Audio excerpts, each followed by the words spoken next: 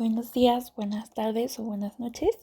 Soy Luz Alfaro, su servidora, estudiante de la licenciatura en nutrición, y por parte de la materia de propiedad intelectual, hoy les voy a presentar conceptos de divulgación y duración de los derechos de autor. A manera de introducción, tenemos que la Ley Federal de los Derechos de Autor tiene por objetivo la salvaguarda y promoción del acervo cultural de la nación, protección de los derechos de los autores, de los artistas, intérpretes, ejecutantes, así como de los editores, de los productores y de los organismos de radiodifusión, en relación con sus obras literarias o artísticas en todas sus manifestaciones, sus interpretaciones o ejecuciones, sus ediciones, sus fonogramas o sus videogramas, sus emisiones, así como los otros derechos de la propiedad intelectual. Las disposiciones de esta ley son de orden público, de interés social y de observancia general en todo el territorio nacional.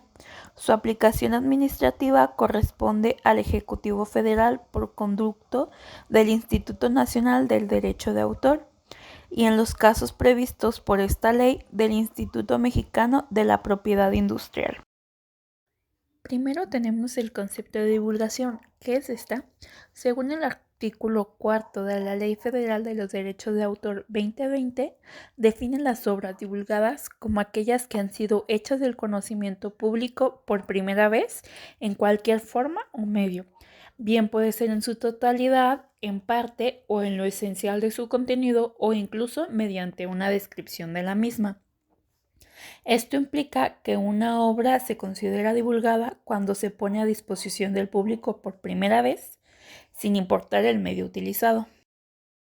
Ahora una pregunta muy importante.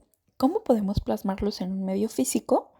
Según el artículo 17 de la Ley Federal de los Derechos de Autor, las obras protegidas por esta ley que se publiquen deberán tener la expresión derechos reservados o la abreviatura DR, seguida del símbolo C encerrado y en su caso el número internacional normalizado que le corresponda, el nombre completo y la dirección del titular del derecho de autor y el año de la primera publicación. Estas mediciones deberán aparecer siempre en un sitio visible. La omisión de estos requisitos no implica la pérdida de los derechos de autor, pero sujeta al licenciatario o al editor responsable a las sanciones establecidas en la ley.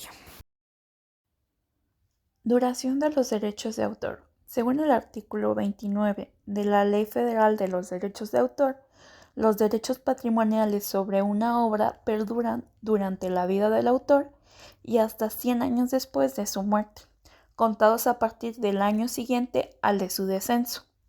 En el caso de las obras con varios coautores, este periodo se cuenta desde la muerte del último coautor. Ahora hablaremos un poco de la herencia de los derechos patrimoniales, esto basándonos en los artículos del 30 al 41 de la Ley Federal de los Derechos de Autor.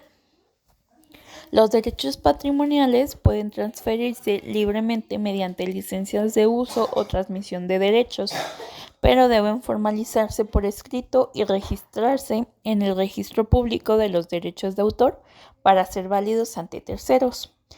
Artículo 30 y 32.